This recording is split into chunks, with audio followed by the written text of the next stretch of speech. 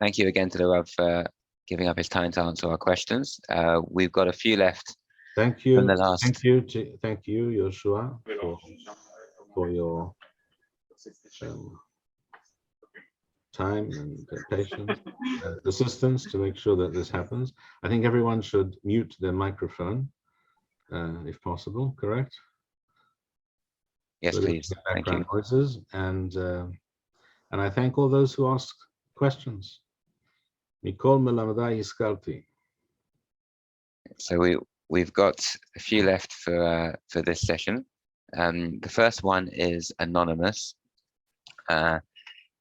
He asks, my wife and I made Aliyah 2 years ago and found ourselves without family or friends.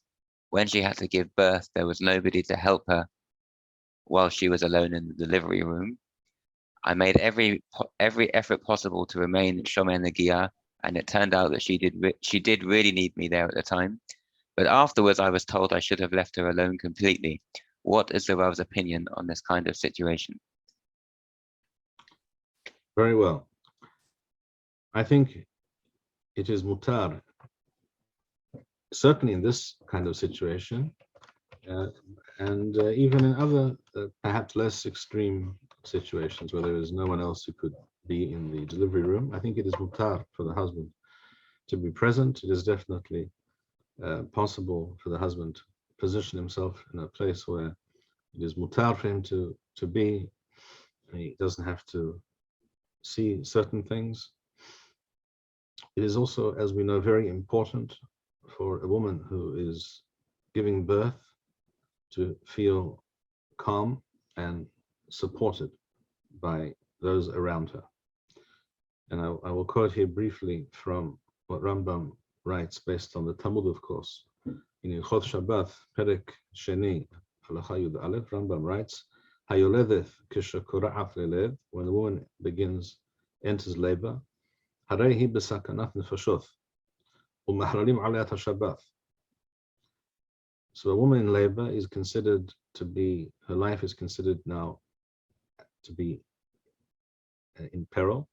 We are mehalel Shabbat to the extent that as we're about to see, that we do the following. Korim la hachama mimakom lemakom. We bring a miyaledet, a midwife, even from far away, from beyond the tahum Shabbat, shall we say, even if this involves melacha, v'chotechim et hatabur, v'kosharim otho. All that is normally done at a birth is to be done. And here, this is the particular point that I refer to.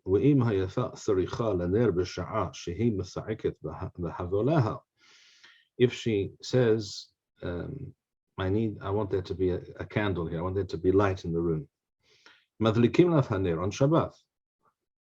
Even if the midwife says, I can manage fine with the light that is available, I don't need the candle, but the woman says, the Yoledeth says, I want there to be a candle here. To me, that's important. That's the halacha. Even if she was blind. So she cannot actually see the candle. But because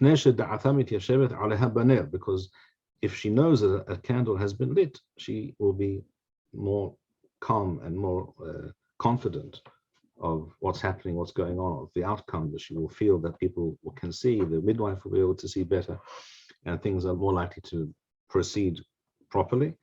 Even though she cannot see and she doesn't benefit from the candle directly, but if the knowledge of the awareness that there is a candle is positive to her state of mind, this is considered part of the sakanat nefashot. So if a woman feels, especially if there's no one else really there to support her, that she really needs a husband there to support her, to hear his voice. I'm not saying he should touch her in any way. I don't think that's necessary. Maybe she would like it, but that's not possible. But to hear his voice, to hear his encouragement, not to feel alone, these are very important things. And if we're allowed to light a candle for a blind yoledet on Shabbat, kal v'chomer, we can allow the husband to be in the room if that's important to the woman. However, I think also in his question, he did want to ask. He did want to ask about the negia issue. How would the Rav deal with that? I do not think that it is possible to allow negia in this situation. The fact that the husband is there, encouraging, she hears his voice, etc., is sufficient. We have to make do with that. Thank you. Next question is from Nachman Yehuda in North Hollywood, California. In regards to conversion, there are some rabbis that suggest using different silverware and also pans and pots for non-Jewish relatives that live together with the convert. Is there a source that supports this position? Could the Rav explain, please? There is no specific source of which I am aware, at least, but there is clearly some logic in this idea. In other words, the idea is, as I understand it, is as follows. A person is, it says here convert. It's not really clear if the intention is someone who's in the process of converting or has already converted. But in either situation, a person also undergoing conversion throughout the process is also beginning to learn the ropes, so to speak, of being a Torah Jew, and has to know about kashrut, and therefore knows what pans he can and cannot use for this, for that. So obviously, if he's living at home with his non-Jewish relatives, the hashash, the problem is that they, without meaning to, will very likely matrif something. They will use the pot or the spoon or something for the wrong thing. They won't realize what they're doing. They won't know. It's even theoretically possible they could cook, let's say, not kosher meat in his frying pan or in his pan or his pot, or who knows. For this reason, I believe it is suggested in some cases that a person in that situation have their own pots and pans, that the family, the members of the family with whom he's living know that they are not to touch these things, and they're only for his use, and that hopefully obviates the problem. Okay, thank you. The next question is anonymous. Is it mutar to sign a halachic prenup? All right. Well, this is it's a valid and good and question. It's something that comes up frequently. It has been discussed by many rabbanim over many years. What I will say is as follows.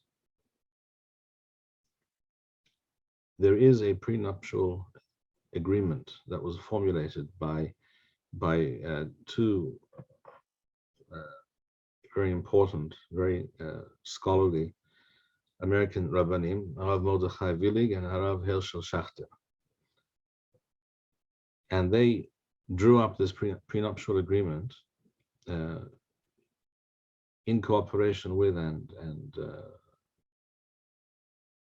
in other words, in consultation with two great chachamim here in Eretz Yisrael. One was Hagaon Rav Zalman Nehemiah Goldberg Zatzal, and the other was Hagaon Rav Chaim Zimbalist. So there is such a document, and I recommend using that document.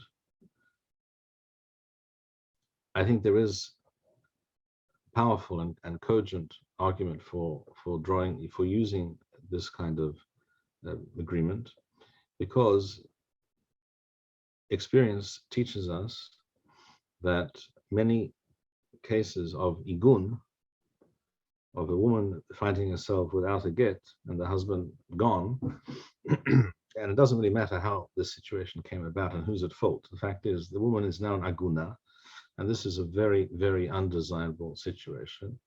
Any person with any understanding understands why this is such a terrible situation for myriad reasons. Anything which is likely, and experience tells us, many rabbanim testify to this, that where there is a prenuptial agreement, the chances of igun are much, much lower, because things usually run according to the agreement that was put in place, and then the get is not used as a bargaining tool, etc., to twist the other person's arm, what have you. So I do think it's a good idea. It's also, it should be pointed out that the concept of a prenuptial agreement is not a novel idea. It is not something that was dreamt up in the last few years or the last generation. Harav Hagaon Yadua Rabbi Yaakov Milisa, one of the famous Aharonim, also speaks of such a document in his day, which is at least 200 or so years ago. We also know that in medieval times there were communities in the Ashkenazi world, on the border regions of France and Germany. It's mentioned they also had certain prenuptial agreements, and in fact, if you are able to find an unabridged, uncondensed version of the Kitzur Shulchan Aruch, you will find such an agreement there, based on the medieval agreements that existed. So for all these reasons, I think it is actually to be encouraged, and the particular agreement I recommend is the one that I mentioned. Thank you. The next question is from Israel Yishak in the United States. What are the practical halachot of kol isha during or outside of Kriyat Shema, seeing or not seeing a woman or a group of women in audio recordings or a video? All right. Well, first of all, when it is recorded, audio or video, it is clearly not the same. Is less of a problem, shall we say, as a live performance. A live performance of a woman singing, etc. And I'm all for women singing, just in front of other women. I understand and I appreciate the value of music and creativity and art, etc., etc. But a woman standing up on a stage in front of a mixed audience or in front of men is a very undesirable and improper state of affairs. I also know that there are many people out there who may hear this, what we're saying now, and will not understand why I'm saying this. And that has to do with the fact that only a person who is steeped in Torah, lives and understands and has been trained in the ways of the Torah, develops a sensitivity for these things. Just as many people today, unfortunately, including many Jews who are ostensibly Orthodox, do not understand the importance of modest dress for women. They don't understand what's the big deal if the skirt is of this length, or if the sleeve is of that length, etc., etc. These are things that a true Torah person does understand intuitively, without any explanation. Apart from the fact that these things are also codified, they do appear in the halacha. But many people don't understand them and do not wish to understand them for all kinds of reasons. And the same is true here, unfortunately. But here we're discussing not what people would like to tell themselves, the narrative and the excuses and the mindset of various people, but we're talking about what the Torah says. Kol isha, which, if it's a live performance, means that the woman's there in front of this audience. That's not something that is proper if men are present.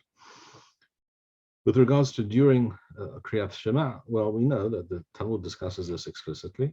When one is studying Torah or reciting Kriyat Shema, etc., one should not hear, even hear without seeing, one should not hear Kol Isha, because immediately the male mind associates that with a woman, etc. And again, this is something that does not need to be explained to a person of understanding. However, we do find amongst the Ashkenazi Rishonim, the Ravia, the Mordechai, and others discuss the fact that living in their time and their place in medieval Europe, they sometimes had no choice but they were unable not to hear the voices of non-Jewish women singing somewhere, on the street or by the river doing the laundry, whatever it was. And they heard this sound, and when they were studying, and they couldn't do anything about it.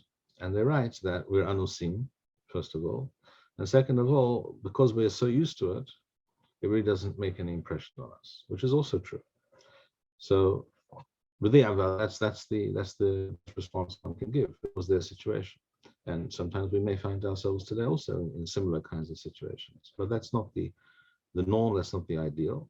We should strive always to live according to the Torah, lechatchila, not b'di'avad.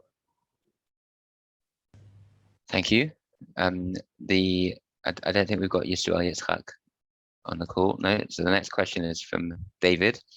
For the kesher of the tzitzit, according to the Ra'avad and the Rav Natunai Gaon, does the Rav recommend doing only double knots or simple knots? What kind of knot did he make for his own tzitzit? Well, I can actually show you, if you can see. You can see that these are double knots, and I do recommend double knots for the simple reason that a double knot will stay put, especially if it's done correctly. What I mean by that is that if, having tied the tzitzit, or actually even before you tie the tzitzit, if you dampen the tzitzit, the strings, then when you tie them, and you can also add a bit of water carefully to the knot as you make it, or just before you make it, and then you tie it tight, that knot will pretty much last forever. It won't come undone at all in the foreseeable future. So this also helps to straighten out the strings. In other words, if you having tied and finished the tying of the strings, if you make them all a bit damp and you hang them up straight, so they're hanging down straight, then the tzitzit will also dry that way, and they'll be nice and straight and without knots and without being tangled or kinked in any way. That's how I do it, and that's what I recommend. Double knots are the way to go. Simple knots, you have to be something of a Boy Scout to know how to tie a different kind of knot that will do the job. I'm not saying there's no such knot, but the simple solution is to take 4 strings and the other 4 strings and do a double knot. Thank you.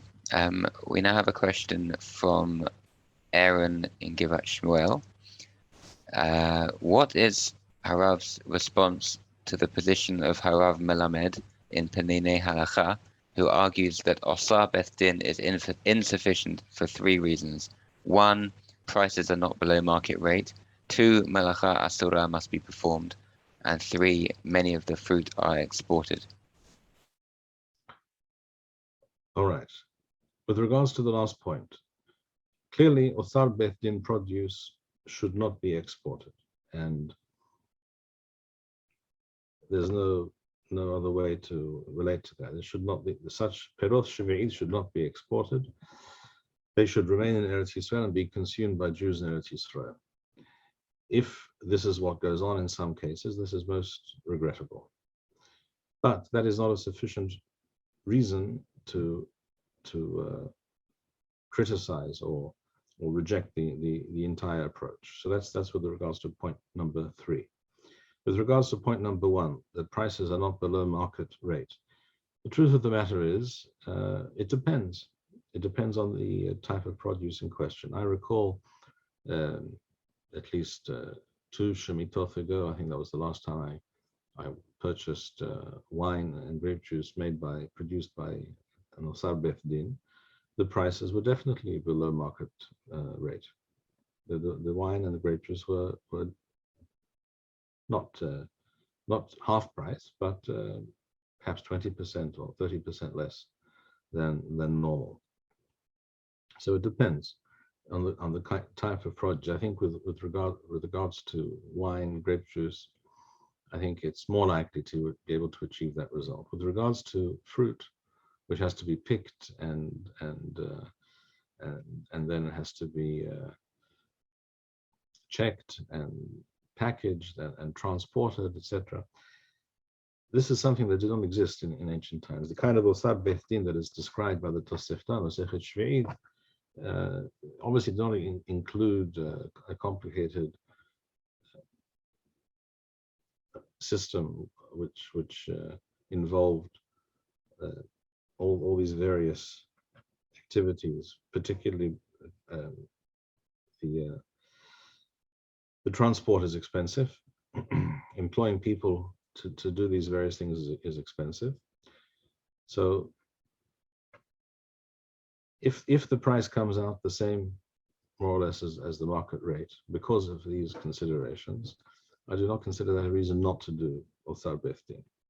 But yes, it is obviously preferable, and this was the original intention, that the prices be below market value, the normal price for that type of produce.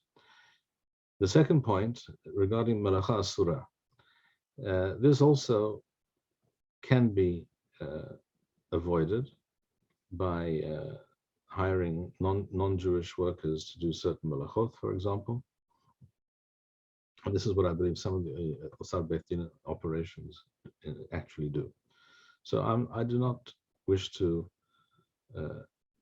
reject the possibility of using Otzar Beit Din as one way of performing or keeping the miswa and the halachot of Shmitta, of sheviit. One of the advantages of Otzar Beit Din is that it causes us to be aware, to maintain an awareness of the fact that this is Shnat HaShmita. The problem, one of the hashashot, which you can mention in a moment, and with the next question as I see it in front of me, is that with heter mechira, it's very easy to forget altogether that there's any Shmita at all. And therefore, Otzar Beit Din is different, because it says so on the produce, and we're told we have to, and usually it's marketed in a slightly different way, and we're aware of the fact that we cannot throw things away unless they're no longer edible, etc. So it's not ideal in the present modern context. It's not ideal, but then again, none of the solutions to sheviit are ideal. To purchase from our enemies in Eretz Yisrael and to strengthen them is far from an ideal solution. Heter mechira is not an ideal solution, and sometimes Otzar Beit Din is also not at all ideal. We have to do the best that we can. Thank you. Which brings us to the next question, which is from Lewis Gordon in Yad Binyamin. Should leftovers, etc., of heter mechira vegetables be put in a bag before being thrown away?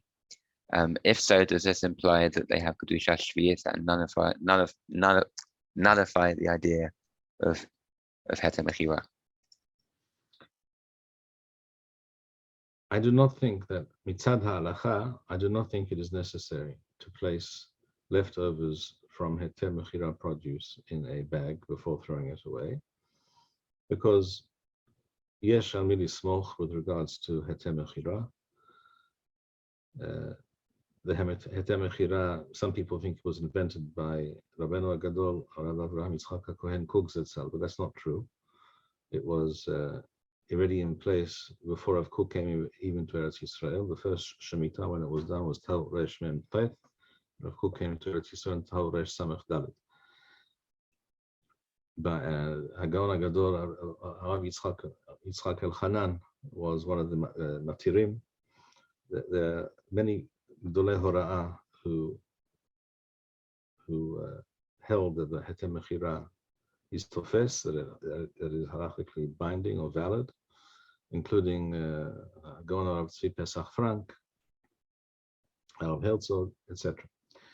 So mitzad halacha, I don't think it's necessary to do this. However, having said that, I do nevertheless like the idea of doing so, precisely for the reason that I mentioned a moment ago, so that we remain aware of the fact that this is Shnat Shemitah, and you don't forget this. There should not be something that can easily be ignored, and we become oblivious to it. This is why I think it is a good idea, nevertheless, to do so. Similar to what we find that the Hachamim with Gozer, that we should take Hala in Chutz La'aretz. Why? That we should not forget there's a mitzvah of Hala, even though there's no need to do so in Chutz La'aretz, but we do so that this concept, this whole idea will not be forgotten. So the same, I think, it holds true here. Heter mechira mitzad adin is patur, just like isat chutz la'aretz is patura hala. But as the Chachamim saw that this would lead to a situation of the whole concept of halal being forgotten, and people would not even know there's such a mitzvah, I think the same can be said here. Thank you. On this point, does the Rav have a view on whether well, the Machloket between the Mabit and the Beth Yosef, and that's a very good question. The question is, for those who may not be familiar with this particular point, the question is Yevul Shel Nochri, does it have kedushat sheviit or not?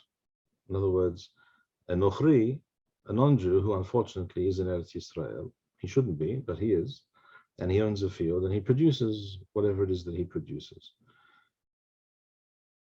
So he has not transgressed any halacha by working his field because he's not Jewish. And we can also purchase it from him because he is allowed to produce that produce and he's allowed to sell it. The question is there kedushat sheviit in that produce, in the vegetables and the wheat and whatever it may be? It's a mahloket. The Beit Yosef understood that there is no kedushat sheviit in perot shel nochri, in produce produced by a non-Jew in his own field in Eretz Yisrael. The Mabit disagreed with the Beit Yosef on this point. He claimed that even the produce of a nochri does have kedushat sheviit. This was also the opinion of the Chazon Ish Zitzal, and Mitzad Adin, I think that second opinion of the Mabit and the Chazon Ish is probably more correct, although it's one can make an argument for both sides, I think, but I think it's more likely that second opinion is correct. Okay, thank you. We have a question from Anonymous. What parameters should one have in mind when choosing a name for a newborn child? Can one choose a name not found in the Tanach? One can choose a name not found in the Tanach. After all, our forefathers, those mentioned in the Tanach, did so. They didn't find the names in the Tanach.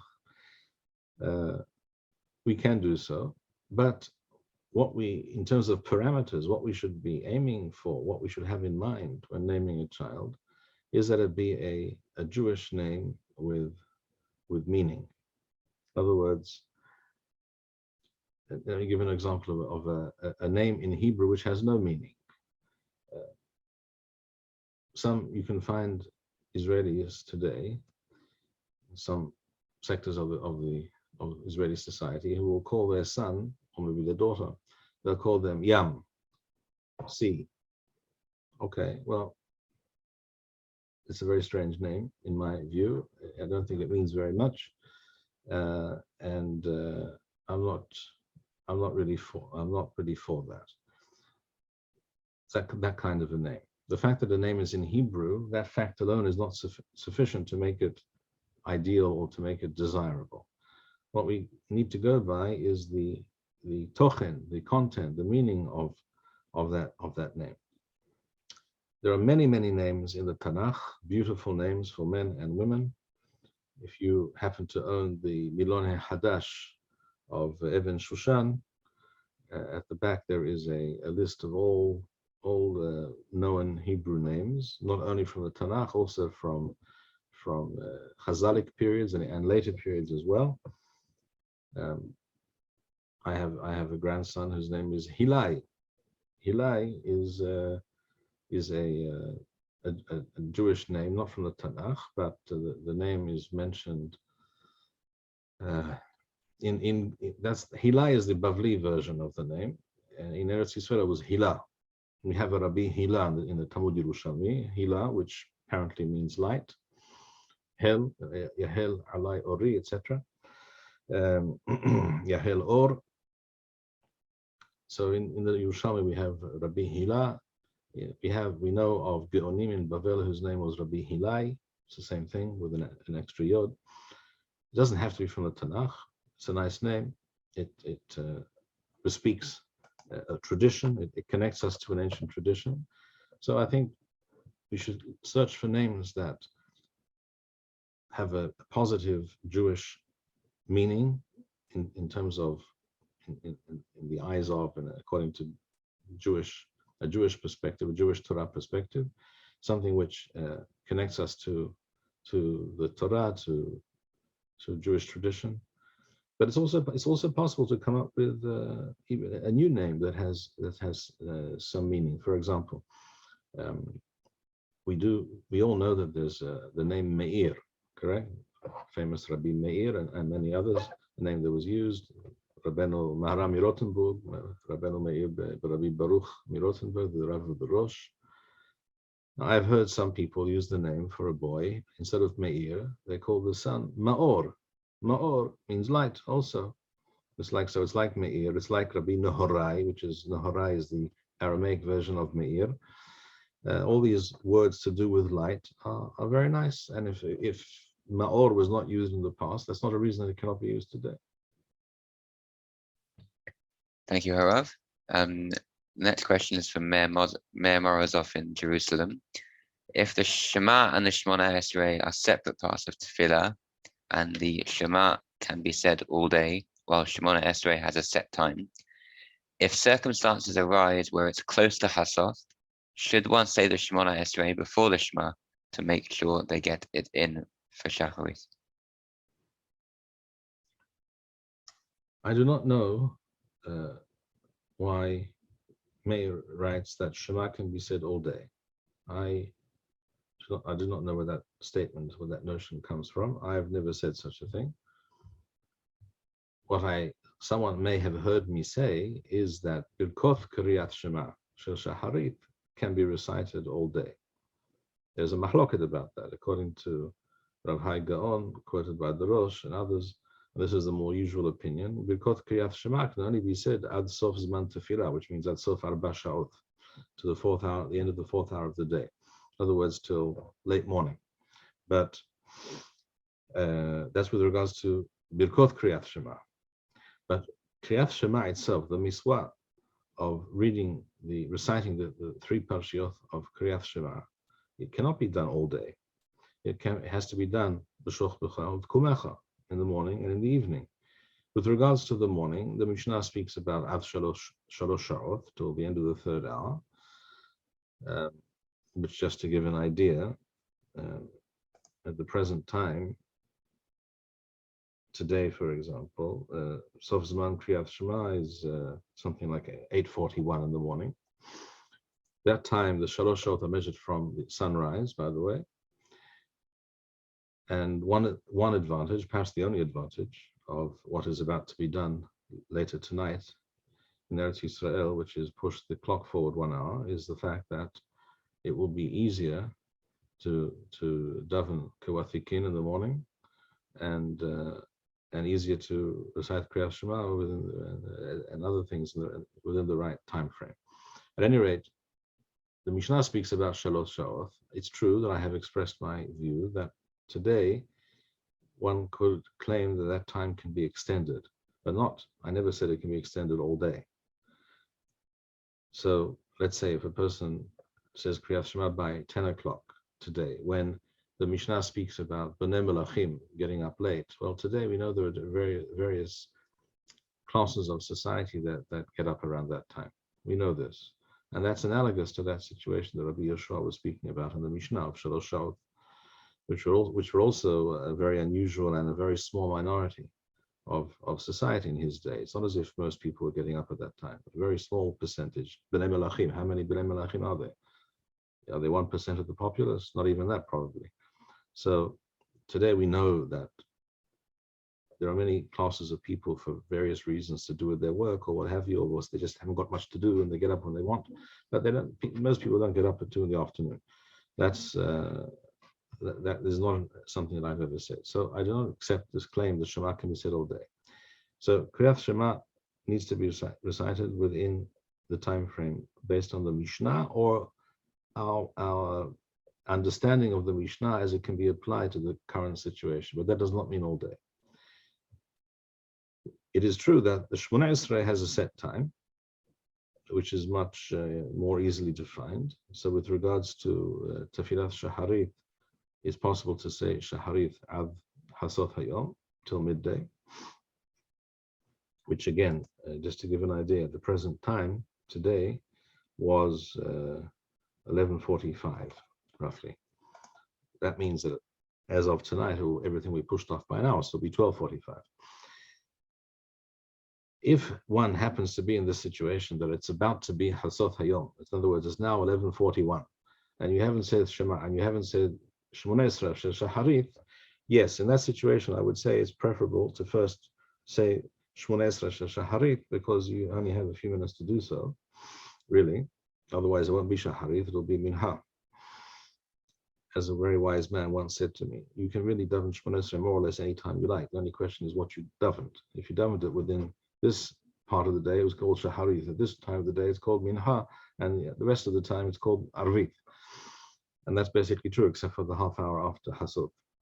So if one is in that situation, but one should not be in that situation, I don't see any valid reason why a person should find himself in that situation, unless it's honest. If it's honest, person's unwell or other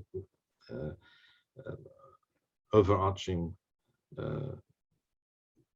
reasons why this is so. If honest, rahamana patre, if a person is anus, the person was not able to do so earlier, truly unable, then the person is patur. But other than that, a person shouldn't be in that situation. But if one is in that situation, yes, I would say daven shmone esre first, and then immediately say the shema, because the few minutes difference in terms of the shema is probably not critical. It may be too late already. It's probably too late already. Whereas in terms of the shmone esre, it could be critical. Thank you. Another question now from Meir Morozov. Should one say a bracha on sugar-free gum? If so, why is there no bracha on chewing or smoking tobacco? Well, I'd like to quote here what Rambam writes in Choth Berachot Perek Het. Rambam here speaks about sugar. He writes as follows: "Hakanim hamethukim shesohatim utham." Those kanim, cane, pieces of woody material. If you've seen sugar cane, then you know what we're talking about. In other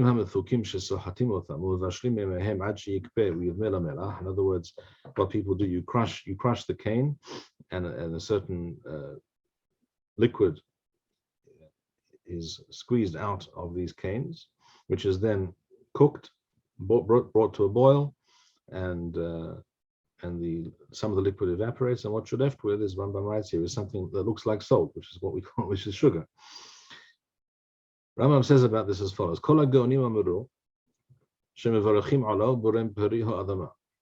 many of the, and this is a good, interesting point, by the way. Rambam says kol hagoni, but then he goes on to say miksat amru, something else. So when you see that kol hagoni doesn't mean all; it means most.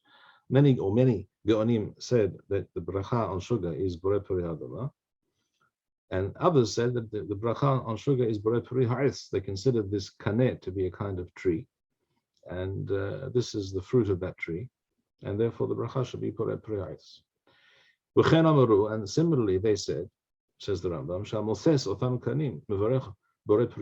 that a person who takes a piece of sugar cane and sucks on it, and crushes it with his teeth and sucks on it, that the bracha to be said is borei peri hadama. The same logic, that this is the fruit of this particular kind of plant.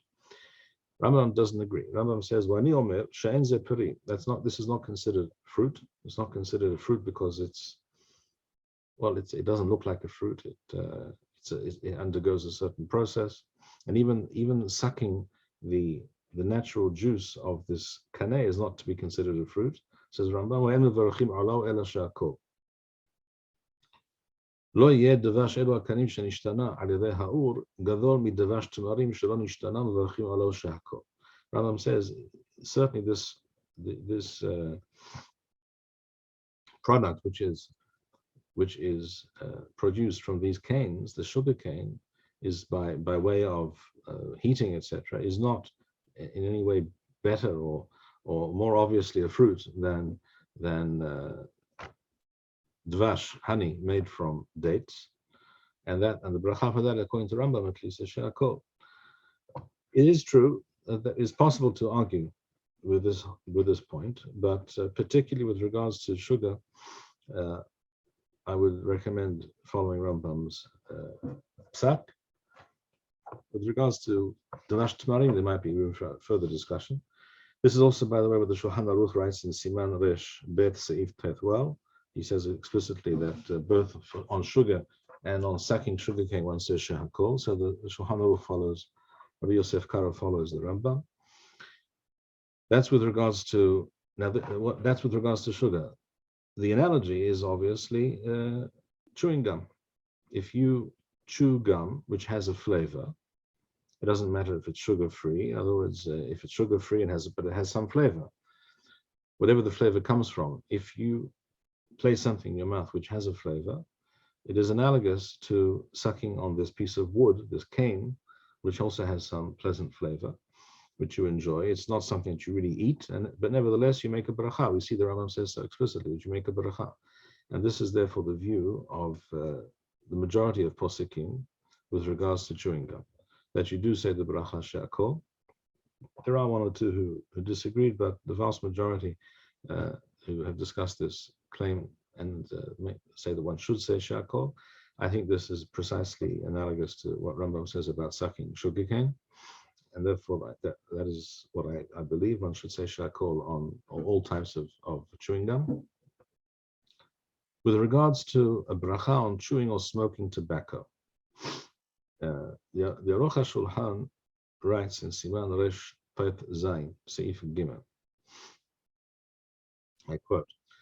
He says, "Hine kama mine ta'anugim yesh she'en mevarachim al zeh." There are various kinds of pleasurable activities that we do that there is no bracha for. For example, kegon rehisa b'hamin, taking a hot bath. Many people will tell you that's a very enjoyable and pleasurable experience, and it makes them feel wonderful. But there's no bracha for taking a hot bath, even if it's a sauna and a cold bath and a hot bath, and even if, the whole experience that you may get in a spa of some kind. Nevertheless, there's no bracha on such a thing. Also, sicha is rubbing oil on one's body or other substances. V'chen al zemer arev, for instance, hearing pleasant music. Most people would say that's a very pleasurable experience. It affects their mood. In fact, many would claim it even affects your metabolism positively, etc. But there's no bracha on hearing even the most wonderful kind of music.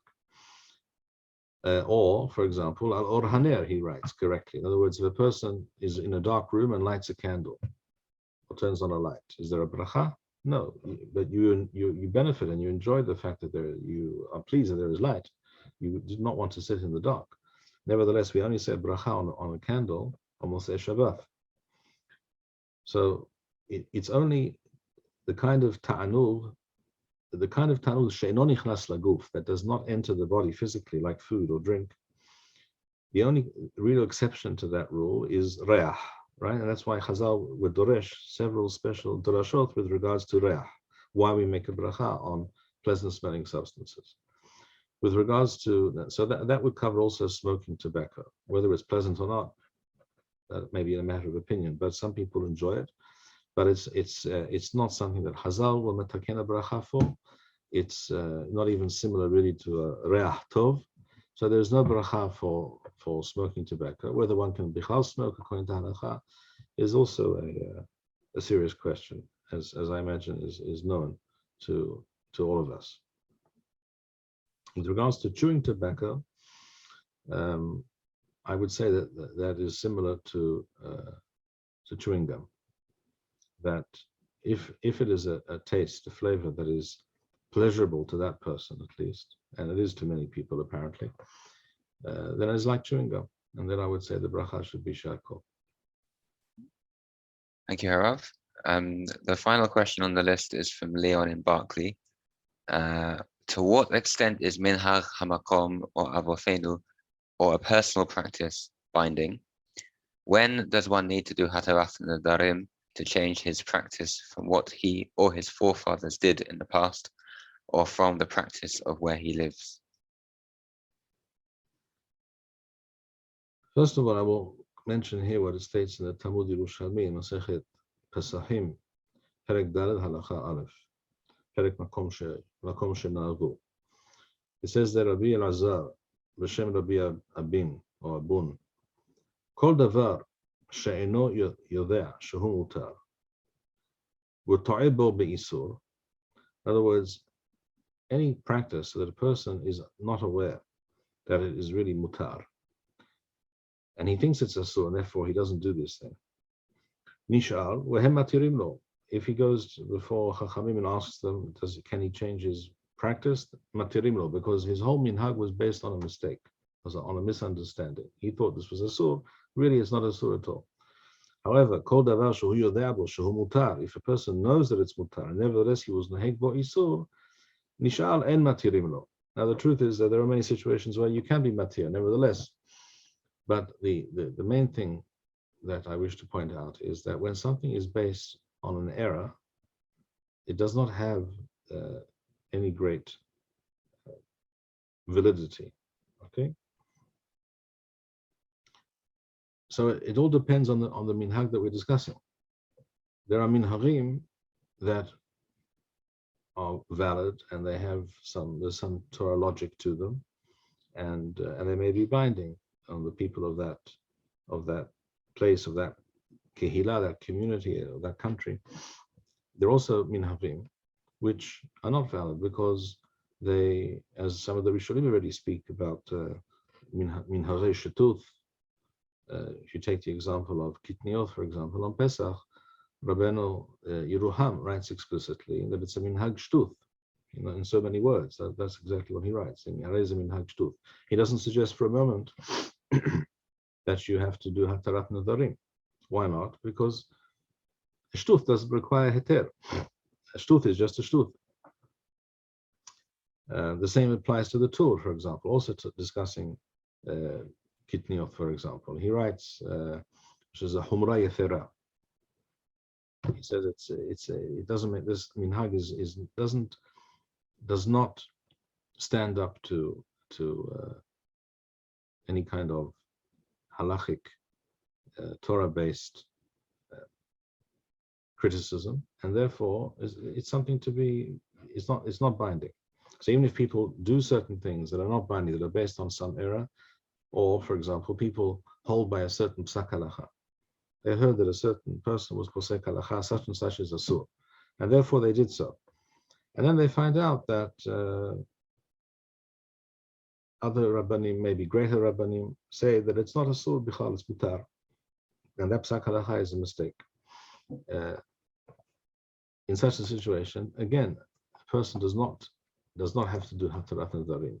We have an example of this in Ilchot Isra Bia Perek Yud Aleph in the Rambam, talking about Ilchot Niddah. He speaks there about a mistake in psak halacha from certain chachamim with regards to Ilchot Niddah. You can look it up, and the Rambam just says it's not true. It's a harezo, and Rambam uses the terminology. And this I want to quote actually more specifically and precisely. So I will look it up. Hilchot Yisroel Bia and Sefer Kedushat Perek Yod Aleph, Rambam writes,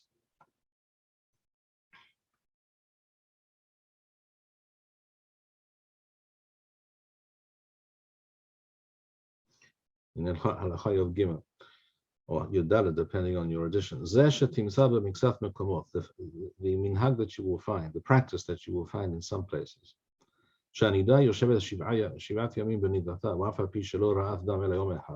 That the woman has to consider herself Niddah before she even starts Shiva Nekiim for 7 days, even though she may have only seen for 1 day or 2 days or 4 days. So it's always 14 days. En za minhag, Rambam says, En za minhag, ela ta'uth hi mimi shehora lahem kach. The meaning of Rambam's words here are precisely that. Such a thing does not have the status of a minhag. If there's a ta'uth b'hora'ah, it doesn't become a minhag, even if people do it, even for generations. It remains a ta'uth. And a ta'uth eventually has to be corrected and rectified. So the question being asked here is a very, very broad question. It depends on the minhag. It depends on who did it, for what reason. Is it true? Is it obviously untrue? Is it a mistake or is it not a mistake? And therefore, any such practice has to be dealt with individually, on an individual basis, considering various factors and taking everything into account. But it is certainly the case that not everything that people do, even if it's something that's been a long-standing practice, even if it is something that many communities abide by, that itself does not mean necessarily that this is a valid minhag. Something can exist and thrive even for many, many years, many generations even, and it is based, if it is based on a ta'uth b'hora'ah, that's all it is. It's a ta'uth b'hora'ah, and it's not a minhag. And that does not obligate a person. The minhag, by definition, is something which is mutar, and a person knows it is mutar, or the original people who began this minhag knew that it was mutar, and nevertheless, for certain valid reasons, they decided to adopt the practice of not doing this thing for cogent halachic reasons. That is a minhag. Another thing I want to point out is that a minhag is something, the true definition of minhag is minhag le'esor davar hamutar. A minhag is something which is osir, something which minhadin, according to halacha, is mutar. But, for example, if a person davens in a certain shul, and their minhag is to say pitum aktoret, after alenu, after shir shelion, what have you, for example. And it's a fine thing to say pitum aktoret, but does that mean that you're required to do so because other people decided to do so? Even if the entire community is doing so, are you required to say pitum aktoret? The truth is, you're not required to say pitum aktoret. When talking about tefillot and all kinds of addition to tefillot, that bichlal is a broad and important topic in and of itself. Because, for example, as Rambam writes in a Teshuvah, anytime you add anything to the standard order of tefillah, the Beit Knesset, in other words, anytime you add something that the tzibur is going to have to say, you have to take into account, or you should take into account the fact that there are people there who must rush, who must go, people who are unwell, people who are old, it's difficult for them to be there, etc. So you're being machbid alayhim, you're being matriah when you should not do so. So such things need to be considered very seriously before adopting them, before leading people to believe that this is something that you must do. So in general, minhag is not something something positive, a positive action that you do. It really refers to something which is mutar min adin, but you don't do for various reasons as a minhag, and you know that it's mutar. I hope that what I have said has answered the question, at least to some extent. As I said, if there are more specific questions regarding particular minhagim, then every question has to be dealt with individually. Separately. Thank you. Okay. Thank you, Arav. We had a Leon on the call. Is that the same Leon that asked the question? And if so, do you have anything to be clarified? No, thank you very much, Arav. Thank you. If I could just ask a follow-up question on that. So a common example would be, so many people are, when they're brought up to say everything in the siddur, and as a child, they think that you have to say everything in the siddur. So they grow up thinking that, for example, Pitum HaKatoret or Shir Shal Yom is obligatory, and then when they go to yeshiva, they learn that it's not. It's just a minhag. But they carry on doing it because that's what everyone does, and they don't say Bli Neder. And they then put themselves in a situation through this knowledge that they are now obligated to carry on following this minhag? Are they obligated to continue saying Pituma Ketorah because that's what they're used to doing? No, that's precisely what I said. The fact that you are used to doing it and that everyone else is doing it, that in and of itself does not mean that you're actually required to say it. A person may choose not to say it for various reasons. It's of course there's nothing wrong with saying it, and quite the opposite. Maybe you can make a number of positive arguments why one should say it. But the truth is, reciting Pituma Ketorah on a daily basis is an idea based on Kabbalistic explanations and reasonings. That's how it really became, as many things that people do not realize to what extent many common practices today are actually rooted in Kabbalah. This is not something that's generally recognized nearly as much as it should be. So if a person wants to say it for whatever reason, b'vakasha, it cannot possibly be a bad thing. But the question is, should it be something that the tzibur is saying as a tzibur? There, I think the answer is no. It should be something that if a person wants to say it, they say it of their own volition in their own time.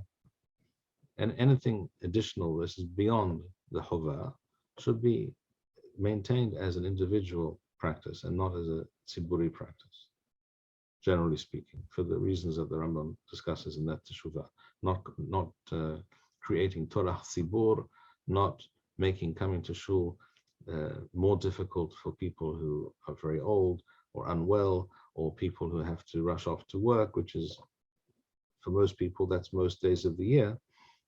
That's most mornings they have to rush off, and you're holding them back because of this extra thing and another kaddish and something else and one more kaddish. This is a problem.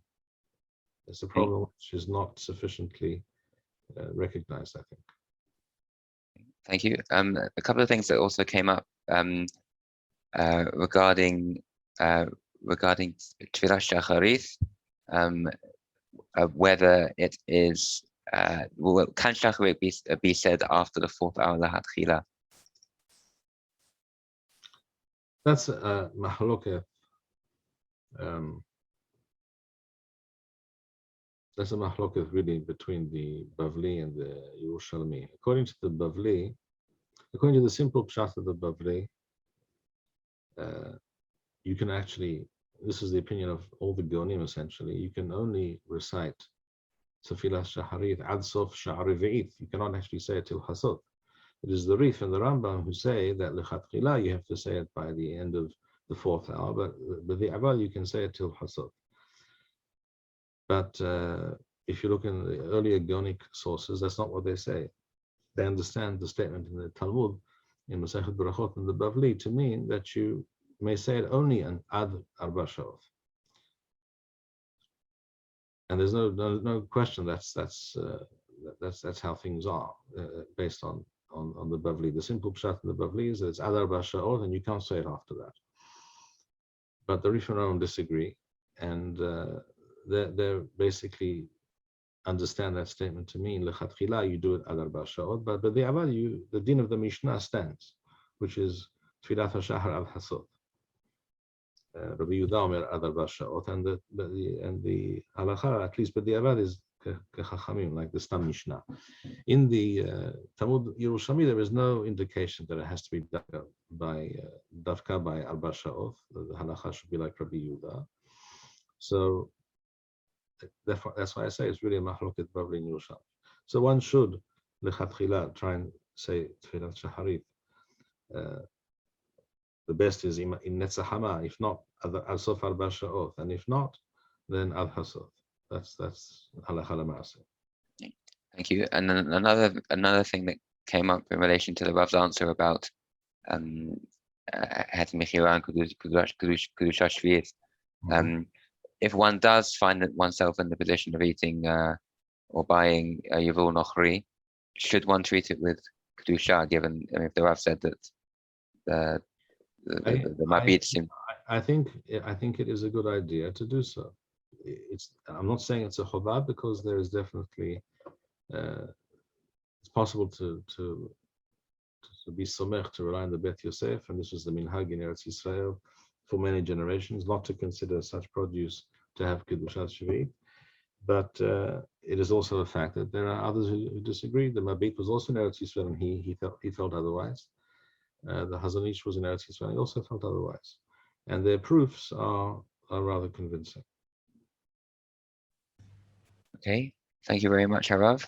We're very grateful as always for the answers, and thank you to everyone for listening and for submitting your questions.